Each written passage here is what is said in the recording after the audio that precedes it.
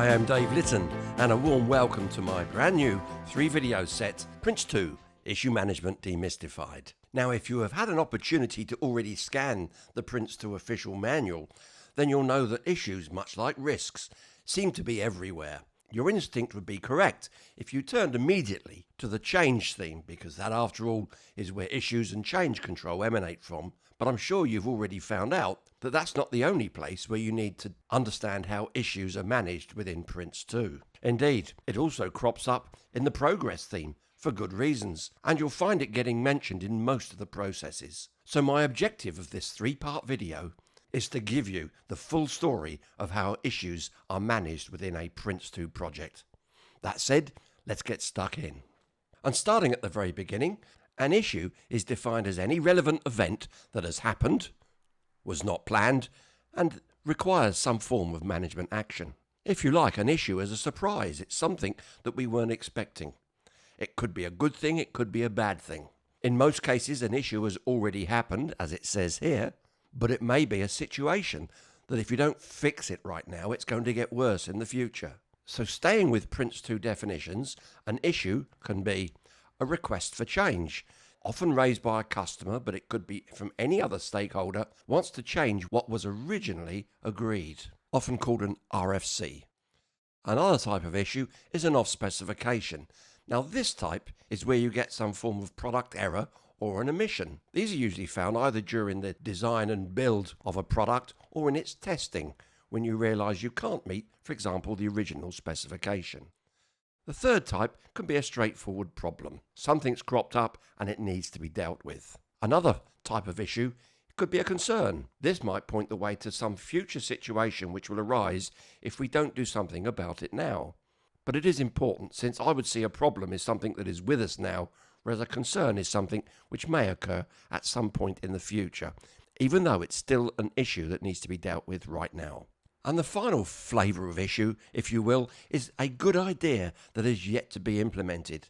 Now, the official manual doesn't make much mention of this, merely saying that it could be a problem or a concern. But there's no doubt about it, much the same way as risks come in 2 flavours, a negative threat or a positive opportunity, then so too an issue could be a great idea. Why don't we do it this way, someone says. Fantastic, but we're not doing it that way. Well, let's raise it as an issue and see if we can change the way in which we're going. That would be a good idea. So I've just mentioned in passing risks, and it's important right now at the beginning that we differentiate clearly between a risk and an issue. So, a risk is an uncertain event or set of events that, should it occur, there's the key word, it may not, will have an effect on the achievement of the project's objectives. But the key here is that a risk has not occurred yet. We merely suspect it may. Now, a risk and an issue are not the same. However, what is important is that one could cause the other. For example, if a risk actually occurred, it could throw up one or many issues that need to be dealt with. By the same token, you could have an issue that is raised, and as a result of analysing that issue, you can see that risks have changed for the better or worse or different. So there is a relationship in the real world between risks and issue, but it's important when we're learning about how to manage these things that we differentiate between the two and see that they are fundamentally different. Now, since issues and changes are inevitable, believe me, it'll be very unusual if you get from the beginning of a project to the end and not a single issue is raised. Then you need a systematic approach in order to identify issues in the first place, assess or analyse them, and then go on to control them. So that the aim of issue and change control is not to prevent changes. Please understand that, a key point here, but to ensure that they are first agreed by the appropriate authority before such changes are implemented. You've probably heard of the term scope creep, and this is where small changes are suggested and they're implemented without being first agreed, and they can sum to a total where the project ends up failing or being cancelled. So as a key point here, we're not trying to prevent changes, and remember that a change is a particular type of issue, but PRINCE2 makes sure you have a process in place so that they're only implemented once the full impact is understood and they've been agreed by the appropriate authority. More of that later. Now, because I'm going to talk about issues throughout the entire PRINCE2 method, I think it's important just to spend a few minutes going through and reminding you, if you will, what the processes and timeline of a typical PRINCE2 project would look like. Here we've got the portion of time before the project begins. Then you've got the first stage in PRINCE2, a management stage, which is always the initiation stage, and then at least one or more delivery stages. Here I've shown 2 delivery stages in this simple example, and this obviously being the final one. And remembering also that there are 3 levels of management, if you will, within PRINCE2. There's the directing one, covered by the project board. There's the managing one, which is the project manager. Then you've got the delivering level, which of course is the specialist team. Now you can use as many delivery stages as is needed. That's part of tailoring PRINCE2, of course. So starting with the first process, starting up a project, or SU as its official acronym is, that occurs pre-project. More of each of these shortly. The second process I want to talk about, indeed it's the second one that comes on stream, is the directing a project process. This is where the project board lives and breathes, if you will. And I've shown it starting before the project starts, because part of SU is to appoint the project board executive and the project manager, and certainly design the rest of the project management team, including the other 2 roles on the project board. But since this line here at the end of pre-project is the formal start of the project, we need the project board in place, or more importantly, we need the directing a project process to make sure that the right decision is made to proceed or not. In the initiation stage, this is where we create the project initiation documentation, or PID as it's called. And the process here is initiating a project, or IP. And as we come towards the end of the initiation stage, the PID plus the next stage plan is presented to the project board for approval or otherwise. And to create the next stage plan, we need to use the process managing a stage boundary, or SB. Now, in some complex or high-risk projects, you may use 2 other processes, the controlling a stage process and managing product delivery. This is not normally done, but it is something you need to be aware of. What we're saying here, you may need to create some specialist products, for example, putting together some form of specification document, or even creating some prototype. Okay, so let's imagine we've now got approval to move into the first delivery stage. This is where the controlling a stage process, that's the project manager's domain, comes into play, where the project manager will issue work packages to the specialist team, either directly or through a team manager, one of the optional roles, and the specialist team use the managing product delivery process. It's called a delivery stage because this is a stage where the specialist products, rather than the management products, get created. Again, at the end of this stage, we'll use the process managing a stage boundary to get approval or otherwise from the project board to proceed to the next stage. And in my particular example here, this happens to be the final stage. Again, controlling a stage is used along with managing product delivery, where the team will create the specialist products. But this being the final stage, instead of using the managing a stage boundary SB process, we actually use the closing a project process to actually shut the project down in a controlled manner. So a little quick refresher here of the processes in play. This will help us as we go through the next videos to put issues into better context. Okay, so starting then with the most obvious, and that's the change theme, where you would expect that issues and change control hence actually occur. And as you've probably gathered already, issues and change control are like brother and sister. They both work very closely together. You'll be aware that there's something called the issue register, which is set up to help manage any issues. More of that shortly. So, sticking to the change theme, the purpose of this is to identify, in the first place, assess and then control any potential and approved changes to the baseline. This, of course, includes all types of issues. And as I've said earlier, let's say it one more time, it's important. An issue is defined in PRINCE2 as any relevant event that has happened, was not planned, and hence requires management action. Now, the other thing you need to talk about here is configuration management. Indeed, this particular topic takes up a few pages of the PRINCE2 Manual, and quite rightly, because configuration management is at the heart of managing changes and issues. It's there to record baselines. A baseline is an agreed plan or set of plans or information for the project's products. So to recording such baselines for the project's products is a prerequisite of effective issue and change control. Indeed, configuration management really is mission critical. And to make that point, why indeed should you bother using configuration management? In terms of Prince2, configuration management really refers to version control. That's an important point. And therefore we need to put some controls in place, tailored as appropriate for each project, that help us manage and control these issues. There's issue reports, issue register, and something called the daily log. More of those very shortly. These are the controls you put in place to make sure that configuration management and issues are managed effectively. One of the terms you may have come across is called a configuration item record. Now, configuration management does have some rather long words. Don't get put off by this. What it's saying here is for every single product that you're creating within a project, there should be a unique record. Much the same way as we have birth certificates and information on credit cards and passports and so on. And within a configuration item record, here's my point, there is a section which covers issues and risks, documentation, product description, and so on and so forth. So the configuration item record plays a part in our story of managing issues throughout a Prince2 project. Again, we'll visit this shortly. Staying with configuration management, another piece of jargon, if you will, you'll come across is the product status account. Now, it's really a report. You could have called it product status report. Therefore, the product status account is something that is requested, typically by project assurance at the end of a stage, and also could be called for by the project manager during a stage. And what it does, it shows the true status of one or more sets of products. And within that, with regard to issues, there's something called the product status. And it may include a list of related issues, plus any changes, those pending or approved, and of course, risks.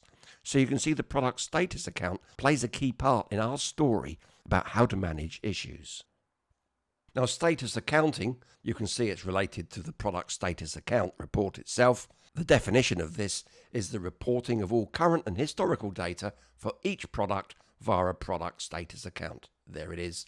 Used at the end of the project, yes, quite right, at the end of each stage that I've mentioned, and when examining issues and risks. There's the key point. That's why I've included configuration management within this set of videos. Still staying with the change theme, let's look at the responsibility roadmap. I've got a few of these to show you as we talk generally about issues later, but let's just talk about the change theme. The project board executive, they are responsible for setting whoever is the change authority. It may be the project board, they may set up a change authority as a separate entity, and approving, if one's put in place, the change budget. And the project manager would have two things to perhaps consider in this, and that is that whether a change budget would be a good idea, particularly in projects where it's expected or anticipated that there will be lots of changes. It might be good to put a separate pot of money aside to help manage those. If not, then the change budget could form part of the project and stage budgets. It's the executive, however, who's responsible for deciding how this is going to occur and what sort of budget is put in place. The executive also sets the scale for the priority and severity of issues and risks, by the way. Now, it may well be that such scales are already in place in your organisation, in which case the executive needs to say not much more than we'll use the normal ones. And the executive's there to decide on any escalated issues, with a focus on the business case. We'll see later how the other members of the project board, such as the senior user and senior supplier, are also involved in helping to manage issues, but with the executive obviously thinking about the business case focus. Now, escalated issues are those passed up by the project manager to the project board. Here's the senior user. They, of course, represent the user, the customer side, if you will, and they're there to safeguard benefits from any escalated issues. For example, a request for change may not have been raised by the senior user at all, and therefore the senior user needs to be involved, or at least informed, of the impacts of such changes and whether that's a good thing for the user community. In a similar way, the senior supplier acts the same, but this time from a supplier perspective, safeguarding the solution integrity. Remember, the senior supplier is responsible for the technical integrity from any escalated issues. Again, it could be a request for change of functionality. For example, the supplier would want to make sure that that is being safeguarded appropriately. Who else have we got? Well, we've got project assurance. That's the responsibility of the project board. They may choose to delegate it, but for now, be aware as an entity, project assurance is there to advise on examining and resolving any issues. The project manager, of course, is at the heart of everything. They are there to create and manage aspects such as configuration management. Now, do they do that themselves? No, very likely that'll be delegated to project support in terms of the administration or using some central system. The project manager is responsible for issue and change control. We'll see how the project manager is centre stage here in the coming videos. And the project manager is there to implement corrective actions. Do you remember I said that an issue is normally something which is a surprise, it's happened now, it'll have an impact. The project manager will always try first to see if they can take any corrective actions to minimise or remove any negative impacts. Of course, the issue register plays centre stage here, as we'll find out shortly. Continuing, what about project support? If you haven't got project support, I guess the poor old project manager will have to do it themselves, but they're there to administer configuration management and also for issue and change control. They would maintain the configuration item records, do you remember those? And to produce the product status account, which is really a report, as I've just mentioned. Who else have we got? We've got the team manager. Now, the manual suggests that the team manager is an optional role. Well, yes and no. I'll be a bit pedantic here, but I would say that you always will need a team manager. The only decision you've got to make is whether the project manager manages the team directly or whether they delegate it to another person. So for the sake of this slide, if there is another individual, they would be there to make sure that any corrective actions the project manager has asked, they're there to implement any corrective actions. Now let's circle back to issue types and the relevant authorities. I've mentioned already a request for change.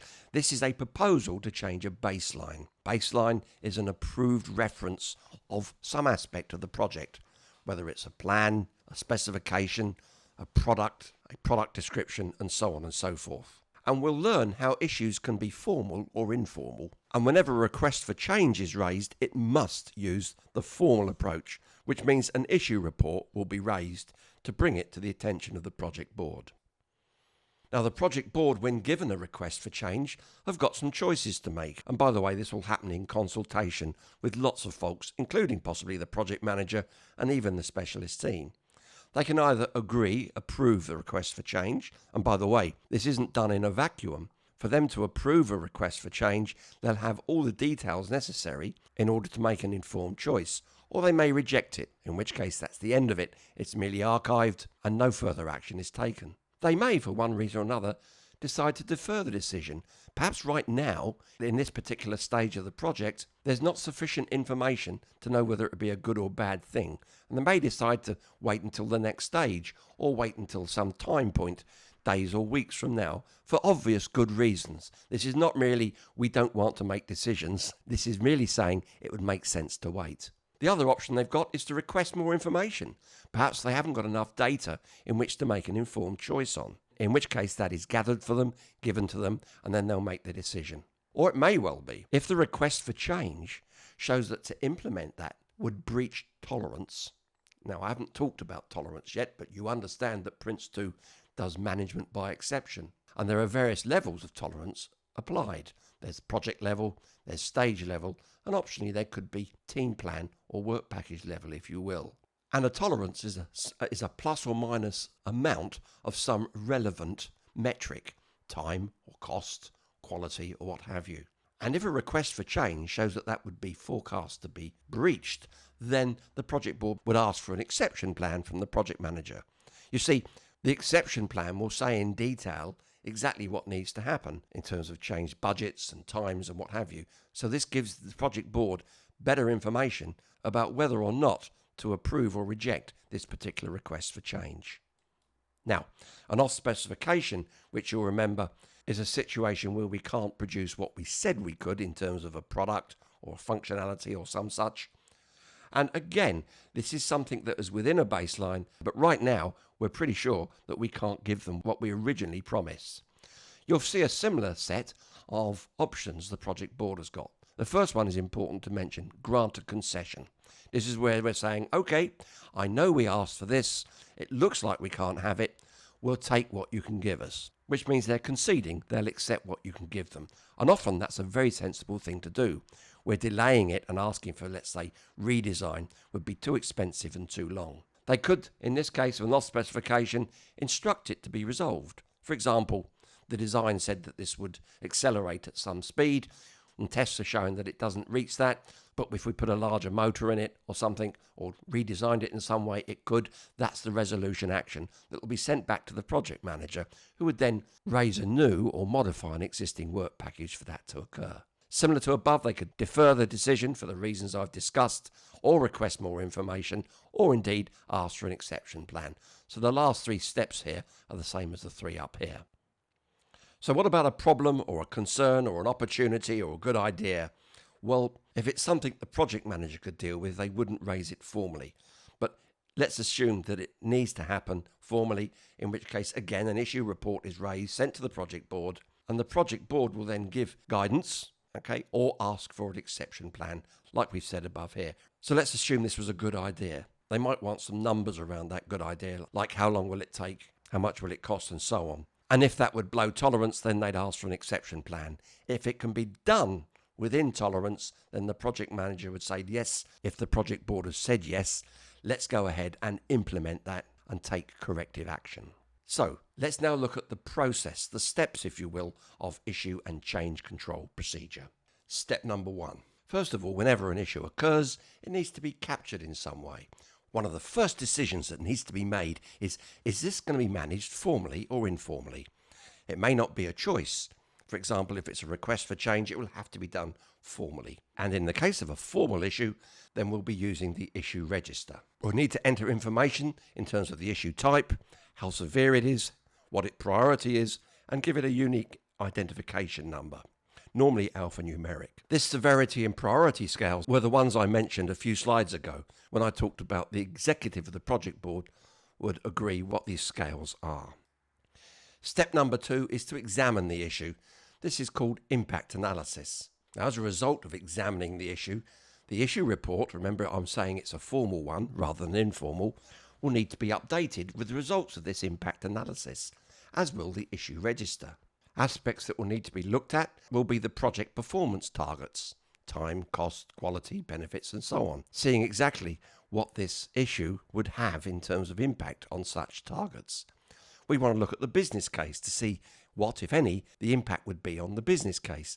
Very often it would have some impact on the investment analysis. Do you remember I mentioned that whenever an issue is raised, it can produce a change to the risk situation, either by creating new risks. For example, if the request for change was to use a leading edge technology that is fairly new, there might be risks around whether it truly works yet, as it's a fairly new technology. So the risk register would need to be updated. Again, using the severity and priority scales would need to be modified as a result of carrying out your impact analysis. It's one thing back here when the person who raised it said, oh, it's not very severe, but it's very high priority, very important. And over here you realise, well, perhaps it's not so important. And by the way, it is quite a severe change because now we've looked at the impact. This would cause a large increase in costs, for example. And such impacts are to include relevant input from the customer side, from the business side, and the supplier side. You'll recognise that, I'm sure, as the 3 focus areas of the project board: the senior user, the executive, and the senior supplier. I've put here project board as a question. Indeed, might depend on whether they've set up a change authority to deal with any issues. But very often, as I've suggested here, they'll need to get involved. Step 3. This is the proposed step. And here what we'll be looking at is in terms of what options we've got for actually implementing whatever this issue is about. We'd look at the impact on one side. Is it going to reduce cost? Is it going to reduce time? Is it going to increase quality? Is it going to change scope in some way? Scope, remember, is what's included and what isn't. Will it improve benefits? Will it reduce risks? There would be the impacts, and then looking at the advantages if we went with option A or option B or option C. Remember, these are alternative options. Would it reduce cost? Would it reduce time, increase quality, and so on and so forth? And it'll be a matter of weighing up these alternative options, and yes, you've guessed it, you need to make a decision. And that brings us to the decide step, step 4. Either the project manager can resolve this and agree and decide it, if that's within their authority, or it needs to be sent to the project board via an issue report. Or if as a result of proposing this alternative option, you may need to raise an exception report. Step 5, once that's been decided whether or not to proceed, then it's to implement it. If it's an exception report that's been sent, then the project manager would need to raise an exception plan, which will need to be approved by the project board at an exception assessment. But it might be, if it's within the project manager's remit, that it really means raising a new or modified work package. So step 5 is the final step. Just to raise a point I came up with at the beginning of this slide, and that is that you would have to use an issue report whenever the issue needs to be handled formally. If it's informal, we can use the daily log, and I'll discuss that shortly. So let's look at the project issue roles yet again. The senior user, they are responsible for accurately specifying the user's needs, and therefore that the products are fit for purpose. What's that got to do with issues? Well, they would help prioritise user opinions and get involved with making decisions on any specific issues. The senior supplier, they're responsible for making sure that product creation proposals are both feasible and realistic. In common language, that the project is doable and the outcome is sensible. They would brief the project board on any specialist issues, playing an important role, as I'm sure you can see. Third, the project manager, responsible of course during a stage for all the day-to-day management. That individual manages all the issues and of course the risks. Team managers ensure the production of allocated products within a work package. They're there to manage the specialist team. As I said earlier, it could be the project manager. You see, you'll always have a team manager. It's just whether it's going to be someone else other than the project manager. And with regard to issues, they're there to manage the work package risks and, of course, any issues. That brings us to project support. They can do almost any type of support to the project, generally called administration and support, and they're there to administer change control and any project issues. I'll say one more time, if you haven't got project support, usually a central office, then the project manager will have to do it themselves or delegate it to an individual on a project by project basis. So let's now dive into the detail. I've mentioned several times, if an issue is to be managed formally, you'll need to have an issue report.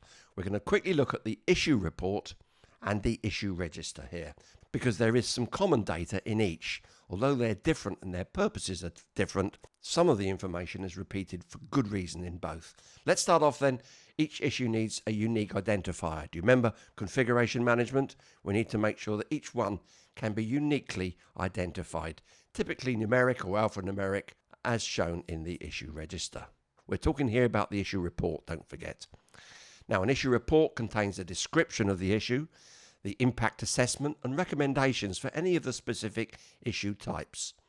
And it is only created for issues are that to be handled formally. Now just look here, description, impact assessment and recommendations.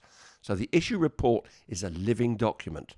When it's raised and whoever fills it out, they can only fill out certain information. But as the issue proceeds through the steps that I've covered already, more information is known and the other sections can be filled in. And one more time, informal issues are managed in a daily log. This is set up before the project starts in the starting up a project process. And the daily log is used to capture all issues and risks in starting up a project. But once we get to the initiation stage, where the initiating a project process is used, then any issues that needs to be managed formally are taken out of the daily log and put in the issue register. However, throughout the rest of the project, if any issues can be done informally, that's the project manager's choice, then they could put the similar information I'm sharing with you here, but do it in a daily log in obviously a much more simplified and more informal manner. Let's continue. The issue type. Remember I said there's 3 flavours. Here they are again. You'd name which one this is, the date it was raised, and who raised it. The issue report author. This is the person who created the issue report. You see, the issue report can only be formally raised by the project manager. So why not make sure that your specialist team use a similar format when they're advising you of any issues. The issue description in common language, but including the cause of the issue and its impact. Now you may be asking yourself, you haven't done an impact analysis yet, and that would be fair, in which case this would be a best guess or even an assumption on behalf of those who've raised it. This would be updated later with more precise information after the impact analysis has occurred. And the priority and severity, whatever those scales have been chosen to be, here you'd use them. Using chosen categories should be re-evaluated after impact analysis, like I said earlier, and the severity, use the chosen scale. This will often indicate what management level will be required to make the decision. If it's very severe, then it would need to go to the project board, for example. But a minor one could be managed by the project manager or possibly even the team manager if that's been agreed. Still on the issue report, you'll have a section on the impact analysis. This is a detailed analysis of the likely issue impact, and it'll possibly include impacts on other products. Often the case if you think about it. If you change the steering mechanism on a car, for example, that will almost certainly have impact on the type of tyres and suspension settings. The recommendation, the final one, what the project manager believes should be done to resolve the issue and why such actions should be taken. The decision, whoever it is that needs to make this. And I showed you the different options the project board could take here: accept, reject, defer or grant concession. Also included in the issue report is the status and closure date. So the status and closure date, the current status of the issue and the date of the last update, fairly straightforward, and the date the issue was closed. In other words, you can't fill this in until that has actually happened, obviously. So the issue report is created when capturing the issues, updated when the issue has been examined, and proposals have been identified for issue resolution. So listen, PRINCE2 is a sensible method, and it's up to you to implement and tailor it to suit your project. If you're using a small, fairly low-risk project, then the issue report will want to be filled out simply and in a straightforward manner. And filling out an issue report may be only the work of a few minutes. It could, for example, be sent via an email. So the issue report is updated to record the chosen option, do you remember that? And then again when the implementation has been verified and the issue is closed. So you can see this provides a great audit trail, but more important than that, it's a living progress report for the project manager to make sure issues are properly managed and closed out appropriately. So now going on to the issue register. Again, you'll see some very similar phrases here. The issue identifier, I've covered that already. The issue type, the date it was raised, who raised it, the issue report author, the issue description, priority and severity, and the status and closure date. So you can see that the issue register contains all issues over the life of the project, whereas the issue report, there was one raised for each issue. Okay, final slide. Before finishing off this first video, I want to visit again configuration management. Now, in the initiating a project process, that's in the initiation stage, the project initiation documentation, PID, is created. There are 4 strategy documents in that, and a strategy document really says, how are we going to do this for this particular project? So the configuration management strategy document says, how are we going to apply configuration management to this project? An internal, simple, low risk, short timescale project, you might be applying configuration management in a simple way. And within the configuration management strategy, the only pieces I want to pull to your attention now are the parts that relate to issues.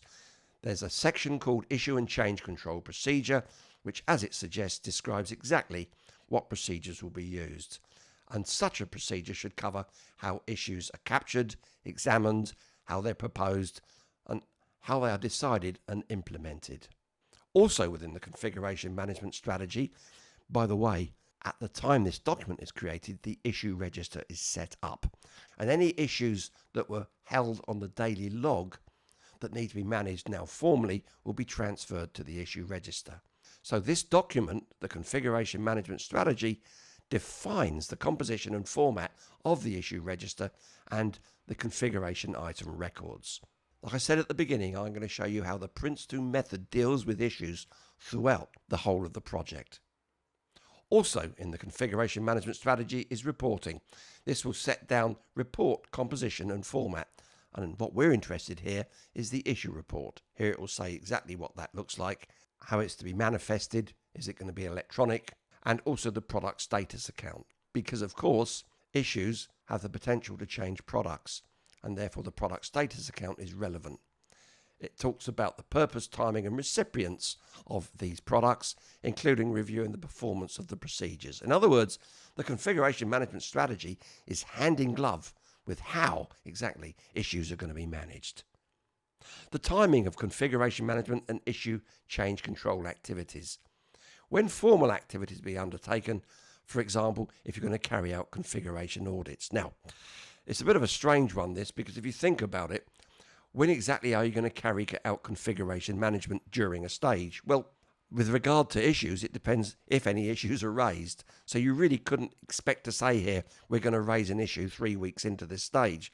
But nevertheless, this is an attempt to show you the more formal ones. For example, we will have an audit as part of preparing for an end stage assessment. And then roles and responsibilities. Who will be responsible for which aspects of what procedures? So it describes whether you're going to use the project board to authorise all changes, or whether they're going to set up a change authority and or a change budget. If it's a change authority, are they delegating all issues to the change authority or just some of them? And how these are to be set up, reviewed, approved and operated, etc. In other words, this will set out the configuration management roles and responsibilities within this project. Finally, scales for priority and severity. These are used for prioritising requests for changes of specifications and the relevant management levels needed to make decisions on these various levels of severity. And that brings us nicely to the end of this first video. Remember, there are 2 more. So I'll look forward to your company again on part 2 of my PRINCE2 Issue Management Demystified videos. I'm Dave Litton, so see you on the next video. Bye for now.